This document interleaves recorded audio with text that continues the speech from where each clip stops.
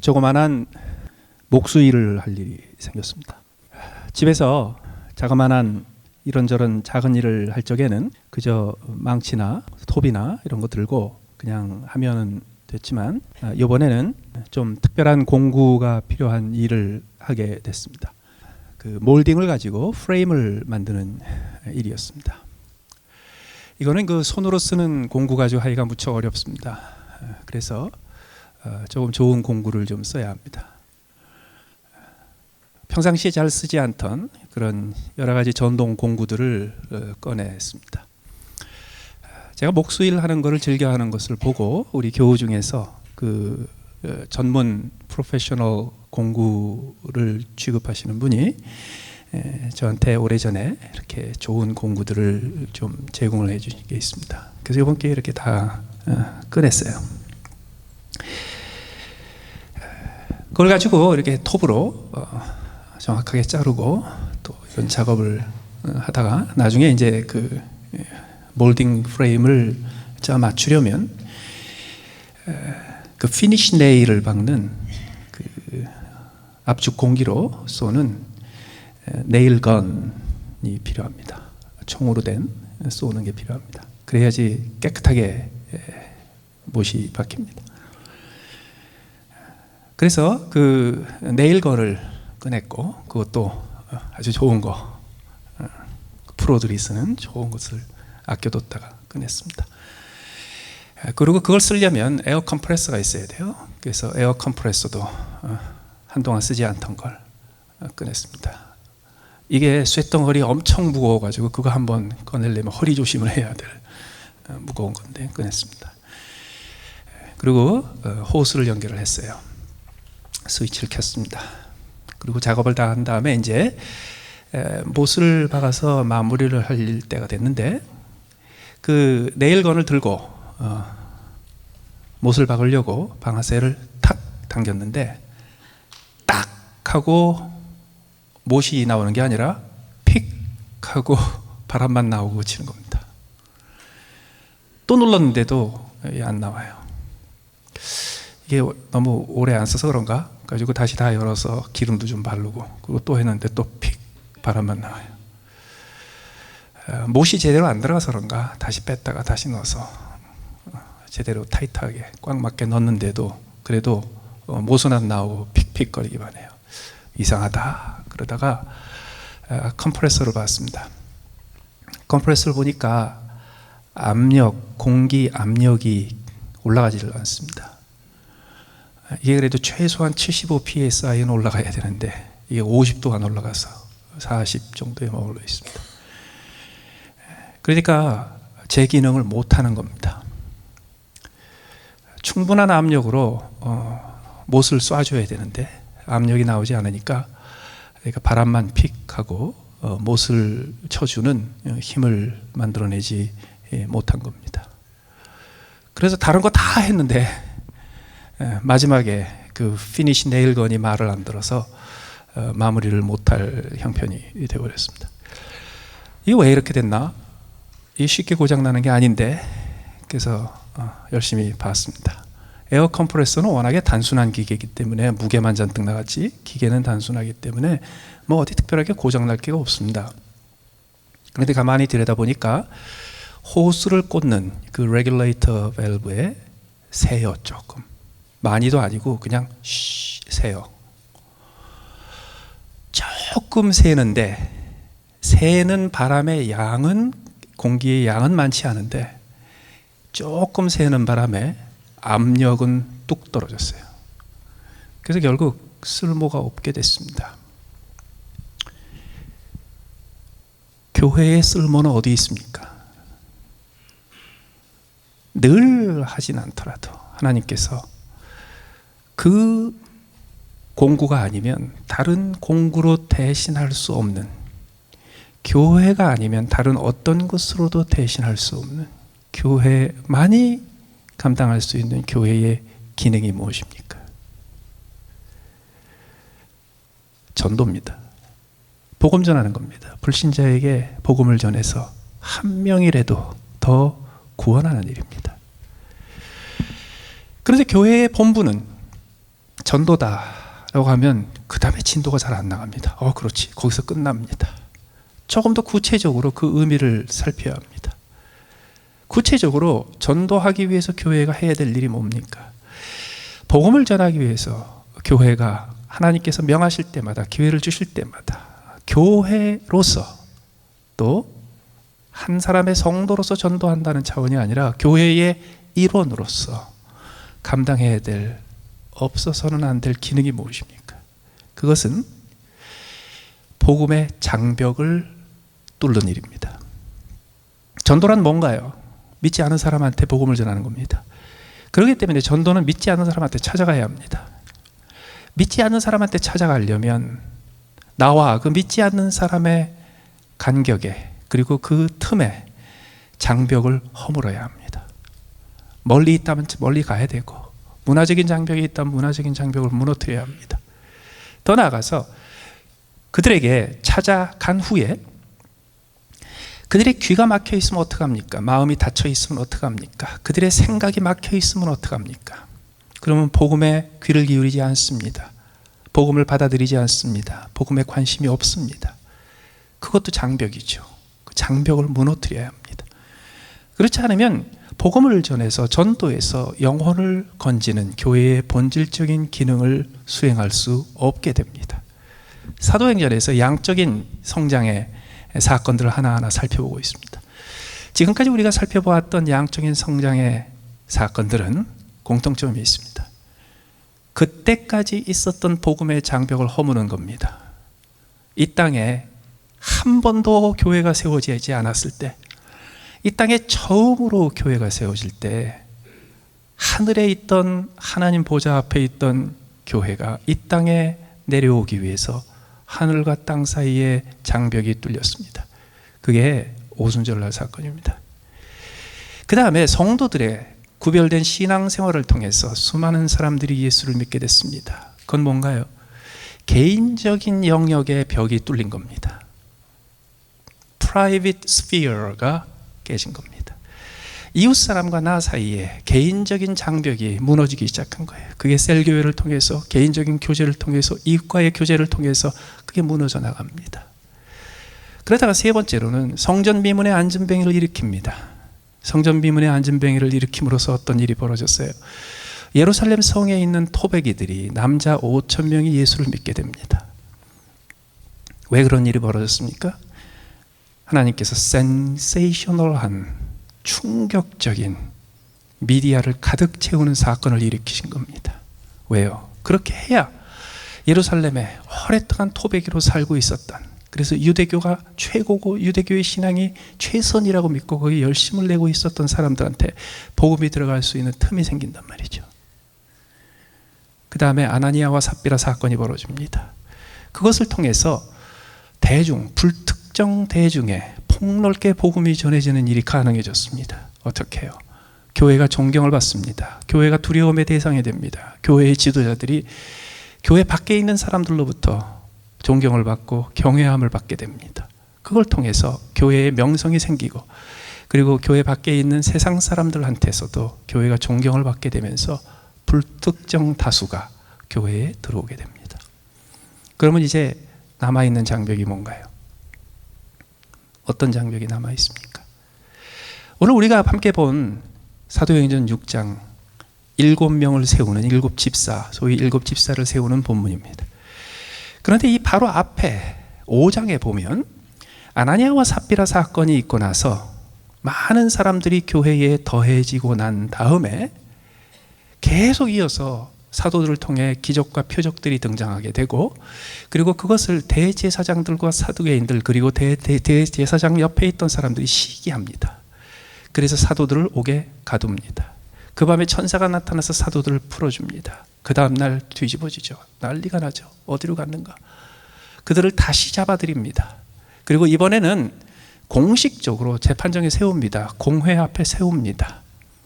원로원 앞에 세워서 재판을 합니다. 그 재판의 결과로 결국은 그들은 예수의 이름으로 더 이상 이 복음을 전하는 것을 금지당했고, 그리고 채찍질 당합니다. 위협을 당합니다. 그리고 죽이겠다는 위협까지 받습니다. 채찍질 당하고 풀려납니다. 그게 바로 그 앞에 있었던 일이에요.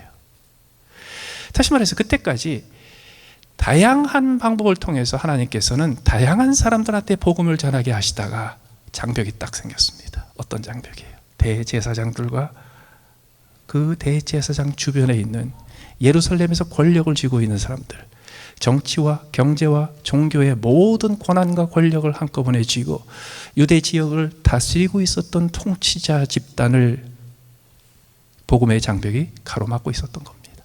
그들의 복음이 들어갈 틈이 없었어요.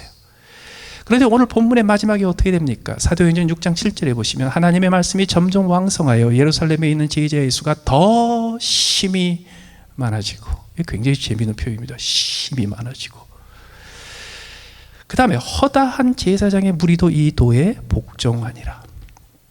허다한 제사장의 무리, 바로 그 앞에 사도행전 5장에서는 사도들을 위협했던 집단입니다. 사도들을 채찍했던 집단입니다. 공회에 모여서 사도들을 채찍질하고 사도들을 죽이겠다고 위협하는데 거들었던 통치 집단입니다. 그들이 허다한 무리를 이루어서 예수 그리스도의 보도에 복종하여 교회 안으로 구원받아 들어오게 됐습니다. 어떻게 이런 일이 가능합니까?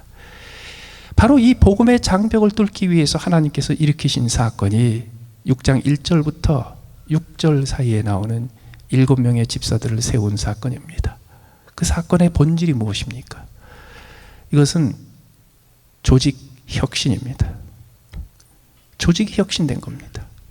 그 당시에 이미 숫자로 기록된 것만 오순절을 날 3,000명, 성전 미문에 난징뱅이를 일으켰을 때 5,000명, 그래서 숫자가 남은 것만 8,000명입니다. 나머지 숫자를 다 더하면 최소한 2만 명은 됐을 겁니다. 2만 명은 그 당시에 로마 군단 거의 3개 수준입니다. 엄청난 규모입니다. 그런데 이 2만 명이 어떤 조직을 갖추고 어떻게 움직이느냐가 이 제사장의 무리에게는 아주 중요합니다. 왜 그런지 아십니까? 그들은 정치, 경제, 종교의 모든 권력을 쥐고 그리고 한 나라를 다스리는 집단입니다. 그들에게 있어서 어떤 이념과 사상과 그리고 어떤 가르침이 얼마나 중요한가, 판단 기준이 뭔지 아세요? 그게 마음에 얼마나 감동이 되었는가, 그것도 아닙니다. 그것이 얼마나 많은 사람들의 삶을 바꿨는가, 그런 것도 아니에요. 그 말씀이 얼마나 순수하고 순전하고 그 도덕적인 기준이 얼마나 높은가, 그것도 별로 중요하지 않습니다. 그 가르침을 추종하고 따르는 사람들의 집단이 얼마나 효율적으로 얼마나 강력한 조직을 이루어 그 조직이 가동하고 있는가, 이것만 가지고 그들은 판단합니다. 왜요? 자기들이 거대한 국가 조직의 지도자요 통치자이기 때문입니다. 그래서 그들은 그 조직을 봅니다. 그런데 그 바로 앞에 아나니아와 삽비라 사건을 통해서 조직의 가장 책임지는 높은 자리에 있는 사람들이 얼마나 고결하고 순결하고 존경받을 만한 사람인지는 드러났어요. 근데 그것만 가지고 조직을 평가하는 것으로 충분하지 않습니다. 그 조직이 얼마나 강력하고 그리고 그 조직이 그토록 강력하게 만들어주는 그 조직의 신념과 이념과 사상이 얼마나 강력한지를 보여주는 것은 지도자만 가지고 충분하지 않습니다. 뭐가 필요한가요? 조직 전체예요. 조직의 말단이 필요해요. 어느 회사가 어느 조직의 회사의 조직이 얼마만큼 강력한 조직인가, 물론 그 회사의 최고 경영자 CEO가 어떤 사람인지를 보는 것이 중요합니다. 그러나 그 조직이 과연 CEO가 뛰어난 능력 있는 CEO의 능력대로 제대로 움직이는 조직인지를 보려면 어디가 아는지 아세요? 그 회사 건물에 문 열고 현관에 들어가서 제일 먼저 나를 맞아주는 리셉셔니스트를 보면 합니다. 그 리셉셔니스트, 다시 말해서 회사 조직에서 가장 말단에 있는 사람이 얼마만큼 회사의 가치를 인정하고 얼마만큼 회사의 비전을 인정하고 그 회사를 이끌어가고 있는 CEO와 얼마만큼 사상에 일치하고 가치관이 일치하고 그 비전이 일치하는지를 그 리셉셔니스트 한 사람에서 볼 수 있습니다. 그걸 보고 조직을 평가하는 거예요. 이들은 다른 것으로 그 틈이 열리지 않습니다.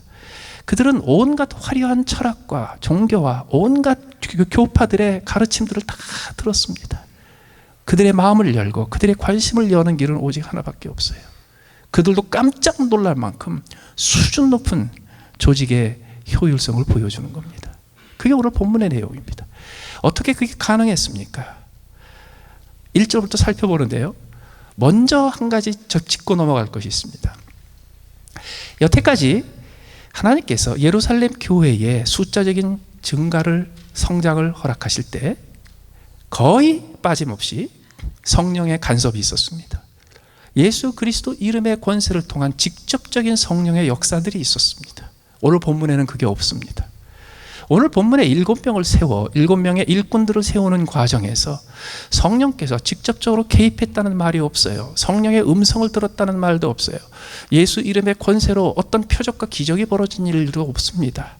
오늘 본문에 벌어진 일은 지도자들이 가지고 있는 상식, 그들이 가지고 있는 교양, 그들이 가지고 있는 지혜, 그리고 그 지혜와 상식에 따라서 이렇게 해야 됩니다라고 제시했을 때 그것을 그 조직원 전체, 교회라고 불리우는 그 조직원 전체가 어떻게 그것을 기쁘게 받았는지, 다시 말해서 인간적인 건전한 상식과 지혜를 가지고 이루어진 일입니다. 그렇기 때문에 기억하시기 바랍니다. 성령의 역사를 통한 기이하고 신비한 일만 가지고 교회가 이루어지는 거 아닙니다. 교회는 종종 하나님께서 우리에게 주시는 건전한 상식, 건전한 지혜, 그래서 세상에서도 찾을 수 있는 건전하고 건강한 상식과 지혜를 가지고 하나님의 뜻을 추구할 때 하나님께서 그걸 기뻐 받으시고 하나님께서 그것을 사용해서 하나님께서 진정으로 원하시는 복음의 돌파구를 뚫어내는데 하나님께서 즐겨 사용하십니다.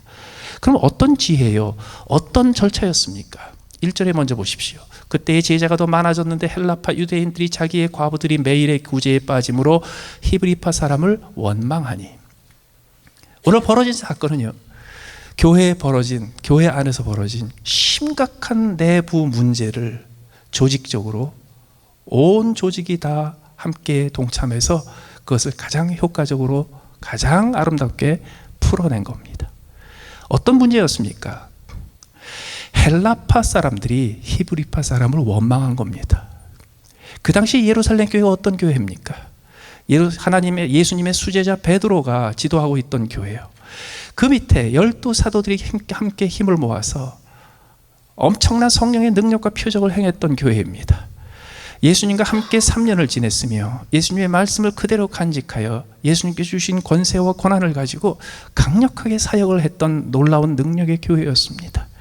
그렇기 때문에 우리는 종종 초대교회로 돌아가자라고 말합니다. 예루살렘 교회로 돌아가자 말합니다. 오순절 그때로 돌아가자고 말합니다. 그때가 최고로 이상적인 상태였으니까요.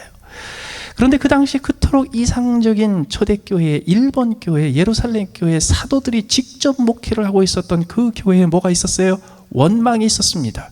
그 원망은 왜 생겼습니까? 헬라 파와 유다 히브리 파가 생겼습니다. 갈라지기 시작했습니다. 파가 생기고 사람들이 갈라져서 원망이 생겼습니다. 그들이 왜 갈라졌습니까?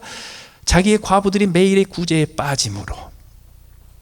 과부들이 오갈 데 없고 의탁할 데가 없는 과부들을 모아다가 매일 식사를 한 끼씩 먹여주었습니다. 그 식사하는 자리에, 줄 서서 배식하는 자리에 음식이 부족하다고, 음식이 떨어졌다고 조금 덜 먹게 된 걸 가지고서 파가 갈라졌고, 그 덜 먹게 된 걸 가지고서 원망이 생겼습니다. 얼마나 유치한 일입니까? 그것 때문에 교회는요, 심각한 내부 문제가 터지기 시작했습니다. 여기서 우리가 얻어야 될 교훈이 있습니다. 여러분, 건강한 교회는 원망이 없는 교회가 아닙니다. 건강한 교회는 원망이 있는 교회입니다. 건강한 교회는 다 똘똘 뭉쳐서 파가 하나밖에 없는 교회가 아닙니다. 건강한 교회는 파가 여러 개 있는 게 건강한 교회입니다. 건강한 교회는요, 별것도 아닌 조그마한 거 가지고서 힘들어하고 불편해하고 그런 게 있는 게 건강한 교회입니다. 오히려 비정상인 교회가 어떤 교회인지 아세요? 원망하는 사람이 한 명도 없는 교회. 이게 이상한 교회입니다. 진짜 이상한 교회는요, 똘똘똘똘 뭉쳐가지고서 전체가 한 덩어리가 되는 게 진짜 이상한 교회입니다. 그런 교회를 뭐라고 부르는지 아세요? 광신교, 사입이라고 합니다. 비정상입니다. 북한에 원망 없어요. 나치 독일에 파 없었어요. 하나님께서 우리를 은혜로 구원하시고, 그리고 감사할 제목으로 우리를 이끌어 가시고, 우리를 자유케 하는 복음으로 구원하시사 우리가 함께 모여서 교회를 이루었을 때 거기서 원망이 있는 게 당연합니다. 파가 생기는 게 당연합니다. 문제는 뭐냐면 정상적이고 그리고 건강한 교회는 파가 없고 원망이 없는 교회가 아니고, 건강한 교회라 할지라도 그 건강함의 증거로 원망이 생기고 파가 생기지만, 그러나 건강한 교회가 건강한 이유는 그 문제를 건강한 방법으로 해결한다는 거예요. 그 문제 때문에 퇴보하는 게 아니라 그 문제 때문에 오히려 한 단계 도약할 수 있는 교회가 건강한 교회입니다. 그러면 어떻게 그 문제를 해결합니까? 이 문제를 접근할 적에 먼저 판단을 하나 내려야 합니다. 이것은 무시해도 될 문제인가, 아니면 이것은 교회적으로 우리가 함께 이거를 감당해서 풀어야 될 구조적인 문제인가, 이게 진짜 큰 문제인가 작은 문제인가를 판단해야 합니다. 그렇기 때문에 여러분, 우리 교회가 온통 달라붙어서 함께 힘을 모아가지고 해결해야 될 문제라고 판단이 되지 않으면요, 그 다음부터는 그냥 무시하세요. 원래 그런 겁니다. 원래 그런 겁니다. 지난 2주간 동안에 학교에서 새 학기를 준비하는 바람에 여기저기 바빠가지고서 캐피테리아를 못 써서, 그래서 그냥 여기 라비에서 그냥 먹을 거 나눠드리고 이렇게 했어요. 불편하죠. 그래서 원망도 생겨요. 그러니까 빨리 우리 자체 건물 하나 마련해가지고서 이런 얘기. 여러분요, 그냥 무시하세요. 별로 안 중요합니다.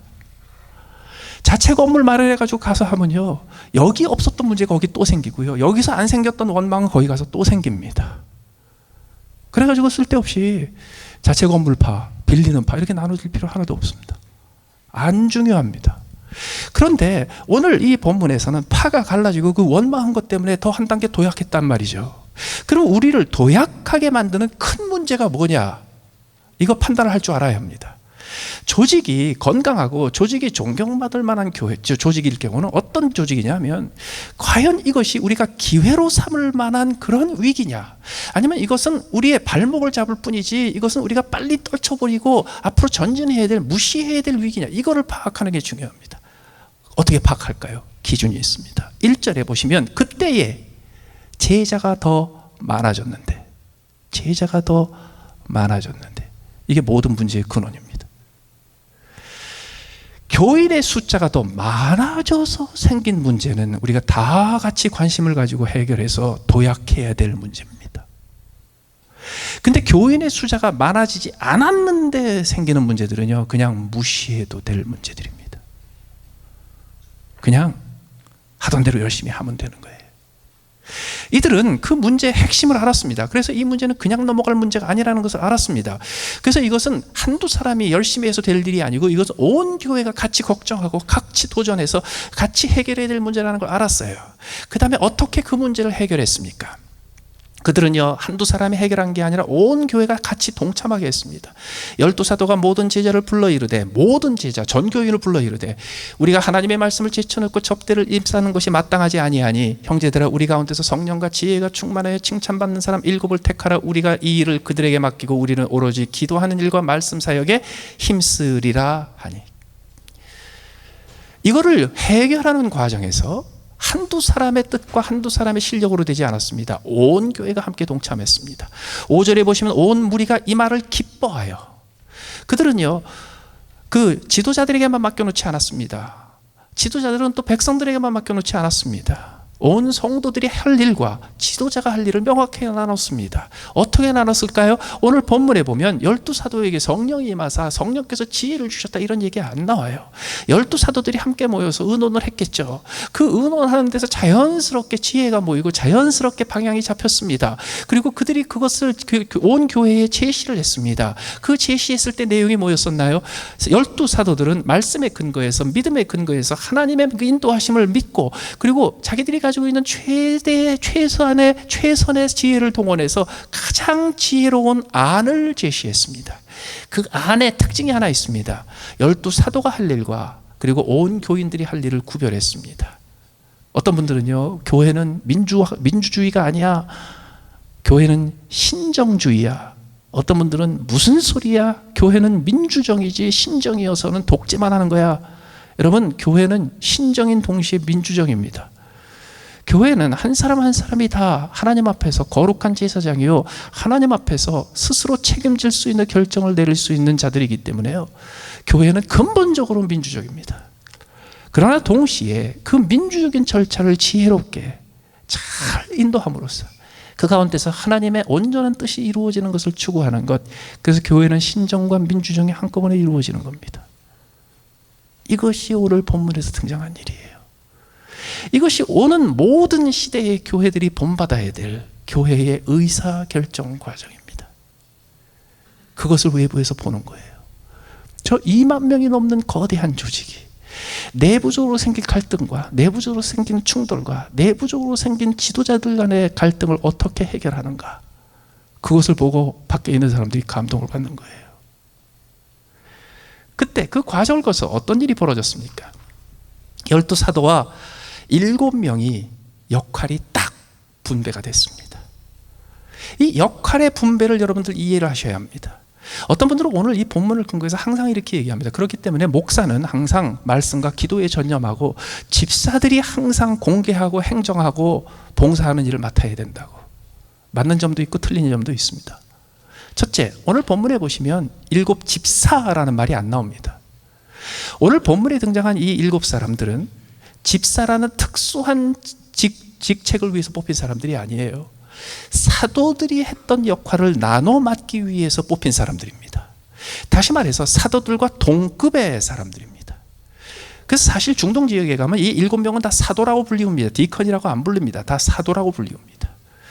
다시 말해서 그들은 새로운 지도자를 뽑았습니다. 왜? 그 새로운 지도자들에게 먼저 있었던 지도자들이 하던 역할을 나눠준 겁니다. 12명의 사도들이 하던 일이 10가지 됐습니다. 너무 많았어요. 그래서 그것을 함께 나눠서 맡을 수 있는, 동역할 수 있는 지도자들을 뽑아서 그들에게 7가지, 8가지를 맡긴 겁니다. 다시 말해서 지도부가 확장이 됐습니다. 지도자들이 더해졌습니다. 교회를 책임지고 교회의 책임감을 가지고 교회를 이끌어갈 수 있는 능력 있고 책임감 있는 지도자들의 숫자가 늘어난 겁니다. 이게 조직의 확대입니다.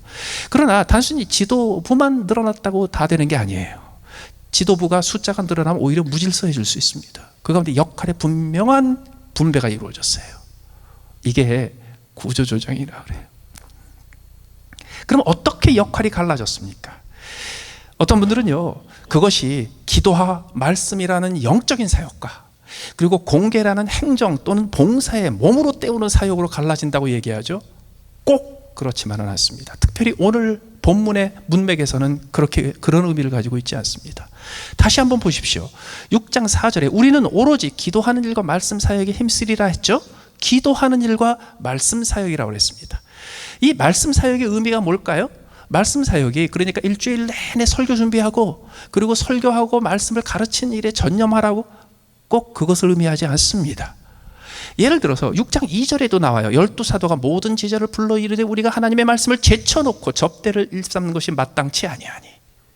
하나님의 말씀을 제쳐놨다는 이 하나님의 말씀이 뭘까요? 그들이 이 성공적으로 조직을 혁신한 후에 그 결과로 성경은 7절에서 이렇게 말씀을 해요. 하나님의 말씀이 점점 왕성하여 예루살렘에 있는 제자의 수가 더 심히 많아지고. 이 말씀은 어떤 말씀입니까? 이것은 이미 교회에 들어와 있는 제자들이 성경에 대한 지식이 더 늘어나고 복음의 지식이 더 깊어지고 그리고 그 하나님의 말씀의 영광을 더 깊이 깨닫는 그런 것을 의미하는 게 아닙니다. 여기서 말하는 말씀 사역은 교회 안에서가 아니라 교회 밖에서 말씀을 선포하는 겁니다. 이것은 밖에 나가서 복음을 전하고 밖에 나가서 복음을 선포하고 그리고 아직도 그 복음의 말씀을 접하지 못한 사람들에게 하나님의 말씀, 복음의 말씀, 예수 그리스도의 말씀을 전하는 전도의 활동을 말합니다. 그래서 이 사도들은 이렇게 결정한 거예요. 우리가 지금 공개에 일삼다 보니까 복음 전할 기회가 없어집니다. 우리가 공개에 힘을 쓰다 보니까 공개에 매여서 교회 밖으로 나갈 기회가 없어졌습니다. 우리가 공개를 일삼다가 보니까 점점 예전에 비해서 불신자를 만날 기회가 없어지고 세상에 나갈 기회가 없어지고 그리고 복음을 전해서 그 복음을 듣지 못했던 사람들에게 복음을 들려주는 일을 할 수 있는 기회가 지금 점점 줄어들고 있습니다. 이거 안 됩니다. 교회의 본질을 우리가 잃어버리고 있습니다. 그러면 기도하는 일은 또 뭔가요? 여러분, 오순절 왜 그런 일이 벌어졌어요? 예수님께서 승천하시고 나서 열흘 동안 다락방에서 오직 기도에만 힘썼습니다. 그래서 기도의 결과입니다. 성도들이 자신의 거룩한 신앙생활을 통해서 어떻게 이웃에게 전도했어요? 그들도 모일 때마다 기도했습니다. 그런데 이것은 다 제자들의 기도였고 성도들의 기도였어요.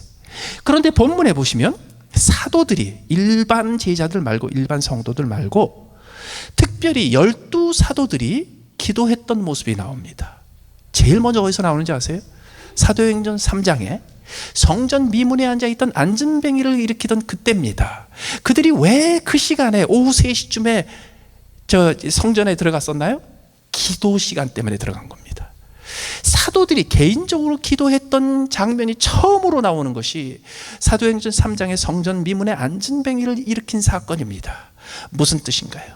여기서 말하는 이 기도하는 일에 힘쓰는 것조차도 복음 전하는 현장에서 기도하는 것을 말합니다. 다시 말해서 교회 안에서 기도하는 게 아니에요. 교회 안에서 제단 앞에서 기도하는 게 아니에요.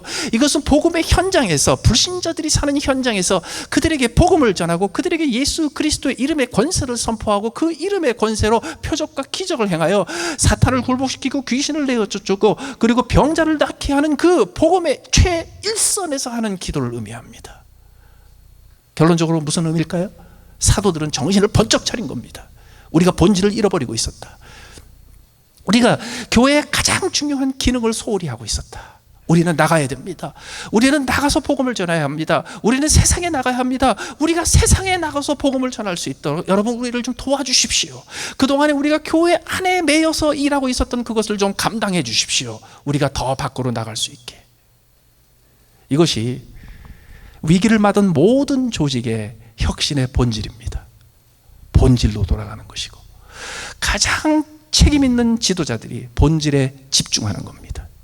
사도들은 그걸 찾은 거예요. 그것을 하기 위해서 어떤 일을 했습니까? 7명을 뽑았죠. 7명을 뽑았을 때 사도들이 이 사람 그래가지고 그 다음에 그 교인들 앞에 세우고 그리고 인준 투표하지 않았습니다. 그 인준 투표할 적에 이것이 통과되지 않으면 내가 대표직을 걸겠습니다, 이런 식으로 정치적으로 놀지도 않았습니다. 그냥 교인들한테 맡겼어요. 성도들한테 맡겼어요. 여러분들이 볼 때 여러분들이 가지고 있는 상식과 여러분들이 가지고 있는 상황 판단에 따라서 가장 알맞은 사람들을 뽑아주십시오. 성도들이 가지고 있는 대중의 상식에 의해서 7명을 뽑았어요. 그 7명의 특징이 뭔지 아세요? 그 사람들은요, 스데반과 빌립과 브로고로와 니가노로와 디몬과 바메나와 유대교에 입교했던 안디옥 사람 니골라 7명이에요. 그런데 이 7명의 이름은 다 헬라 말입니다. 그릭 이름이에요. 그 당시에 유대인들, 히브리 사람들이 쓰던 모국어인 아람어가 아니에요. 그들의 이름은 다 그리스 단어로 되어 있습니다. 이건 뭐하고 비슷하냐면요, 우리 교회에서 이제 새롭게 사역자를 세우고 새롭게 장로와 안수집사와 목사들을 세우는데, 우리가 이제 제2세대 집사들을 세우고 2세대 지도자들을 세운다고 해서 열심히 과정을 거쳐가지고 세웠거든요. 그래서 7명을 뚝 세웠는데 가만 보니까 한국 사람인 것 같은데 한국 이름이 없어요. 1.5세 2세인데 아예 한국말 이름이 없는 거예요. 한국어 이름이. 그런 사람들이에요 지금. 다시 말해서 그들은요, 전혀 다른 배경에서 나왔던 사람들이에요. 여러분, 마지막 남았던 그 장벽, 정치, 종교, 경제의 절대 권력을 가지고 나라를 통치하고 있던 사람들이, 그 사람들이 마지막으로 그 사람들을 가로막고 있었던 그 장벽이 무너지기 위해서 뭐가 필요한 줄 아세요? 그동안에 이 예루살렘에 있었던 그리스도인들의 문화와는 전혀 다른, 그동안에 교회를 이끌어갔던 지도자들의 문화와는 전혀 다른 이질적인 문화를 적극적으로 받아들인 겁니다. 여러분, 로마가 왜 1000년 동안 서구 사회를 지배했는지 아십니까? 그들이 순혈주의가 아니어서 그래요. 로마의 황제들은 자기가 낳은 자기의 혈육에 물려주는 것을 항상 꺼려했습니다. 왜?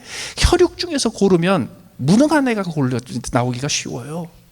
그래서 로마 황제들은 항상 자기의 왕위를 물려주기 위해서 끊임없이 입양을 했습니다. 어떻게 입양을 했는가? 로마가 점령한 서구 사회의 곳곳에 있는 다양한 민족, 다양한 부족, 다양한 국가들에서 이미 거기서 높은 수준의 교육을 받고 그리고 통치의 경험이 있었던 귀족 출신들을 다 시저의 집, 가이사의 집으로 입양을 했습니다. 그래서 황제 집안은요, 몇백 명이 아니에요. 몇만 명이었지.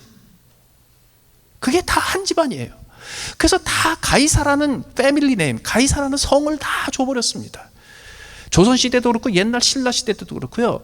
그리고 거기 그 나라의 조선이나 아니면은 신라에 항복한 외국 출신 귀족이나 왕족들한테 신라시대는 김씨, 그리고 조선시대는 이시성 줘가지고서 새로운 족보 시작한 거하고 비슷한 겁니다.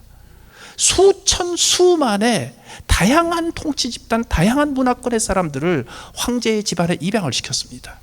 그리고 그 중에서 가장 실력 있고 능력 있는 아이들 몇 명을 골라가지고 그 다음에 아들로 양자로 입양을 시켰습니다. 줄리어스 시저가 그 로마 황제 재정을 국가 개조를 합니다.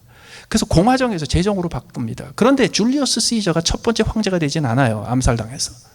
그러나 줄리어스 시저가 재정으로 국가 제도를 바꾼 직후 첫 번째로 황제가 됐던 사람이 아우구스투스 황제입니다. 그 아우구스투스는 줄리어스 시저의 아들이지만 친아들이 아닙니다. 양아들입니다. 교회가 똑같은 걸 한 거예요. 교회가 전혀 다른 문화권에서, 전혀 상관없는 문화권에서 지도자들을 세운 거예요. 이들 7사람들은 어떤 사람이었습니까? 첫 번째로 예수님과 한 번도 같이 시간을 보낸 적이 없는 사람들입니다. 이 사람들은 어떤 사람들입니까? 아마도 오순절날 첫날 침례를 받았던 3,000명 중에 들어갔던 사람이었을 겁니다. 그들은 기존의 사도들과도 개인적인 관계가 없는 사람들입니다. 7명과 사도들 12명이 함께 모여가지고서 식사를 하면요, 서로 공통의 관심사가 거의 없는 사람들입니다. 사도들이 옛날 어렸을 적 갈릴리 얘기를 하면 완전히 무슨 소리인지 왕따 나가는 사람들입니다. 심지어 그 중에 마지막 사람은 어떤 사람입니까? 안디옥 사람 니골라라는 사람이 있습니다. 그 사람이 어떤 사람이요? 유대교에 입교했던 사람입니다. 이 사람은요, 혈통적으로 유대인도 아니에요. 유대인도 아니에요. 그러나 개종을 해서 유대교에 들어온 사람이었어요. 이런 사람들을 받아준 겁니다. 바로 이겁니다. 우리가 어떻게 아직도 남아있는 복음의 장벽을 깨트릴 수 있는가?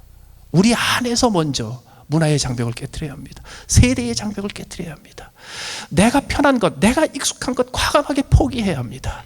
그리고 내가 가지고 있었던 사역의 기득권들을 내려놓고요, 나하고 생각이 다른 사람, 나하고 기준이 다른 사람, 나하고 접근 방법이 다른 사람, 나하고 전혀 다른 방법으로 세상을 보는 사람들을 적극적으로 교회의 책임 있는 지도자의 자리에 영입을 해줘야 합니다.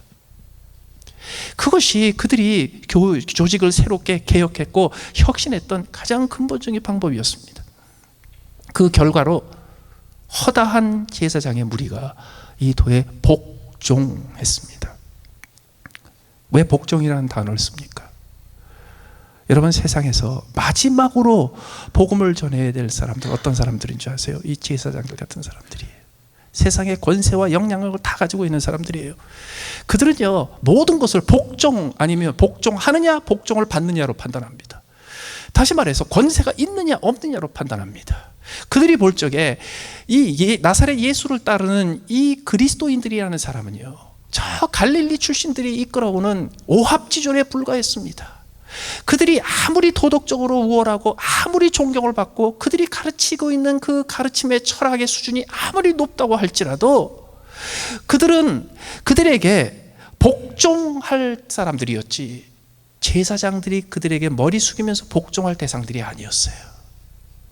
그러나 그들이 머리 숙이고 내가 이 도에 복종해야 되겠다라고 결심하게 된 이유가 무엇입니까? 조직을 개편한 거예요. 조직이 확대된 거예요. 거기에 새로운 사람들이 생긴 거예요. 그리고 그 조직을 와해시킬 뻔했었던 내부 문제를 가장 합리적이고 가장 이성적이고 가장 지혜로운 방법으로 모든 사람들이 동참해서 그것을 해결한 거예요. 그걸 보고 이 사람들이 놀랐어요. 그걸 보고 나도 저기 들어가면 내가 창피하지 않겠다, 이거를 판단한 거예요. 그러면 조직이 개편이 되고 조직이 혁신이 되면 자동으로 교회가 성장합니까? 그건 아니에요. 그때 말씀이 점점 왕성해져야 합니다.